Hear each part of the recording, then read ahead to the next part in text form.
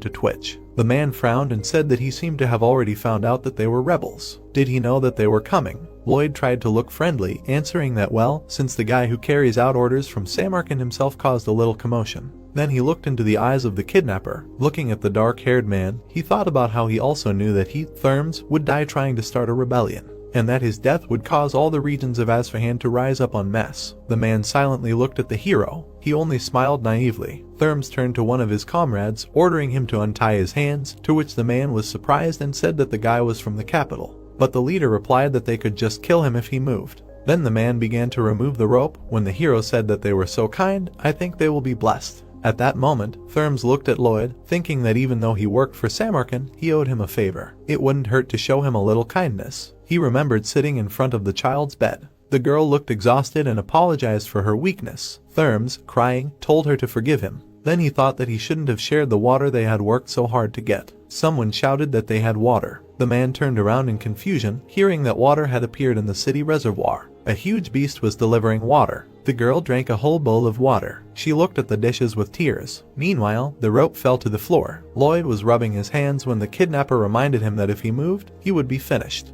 The hero only smiled maliciously. The men rushed to attack, seeing his strange appearance. Lloyd calmly raised his hand. Everyone froze in confusion. Looking at the raised hand, the hero said that 2 years and 6 months ago, the family in charge of the Frontier estate, a small territory on the eastern borders of the kingdom of Magentano, was on the verge of collapse due to an enormous debt. Therms looked at his hand in confusion, hearing that it felt like the sky would fall and the earth would split in two. There was no hope left. There was only impenetrable darkness before his eyes. However, he clenched his fist, talking about the floor heating system, and about the battle in the mines. The men tried to understand something when the guy continued to talk about his adventures. In an impulse,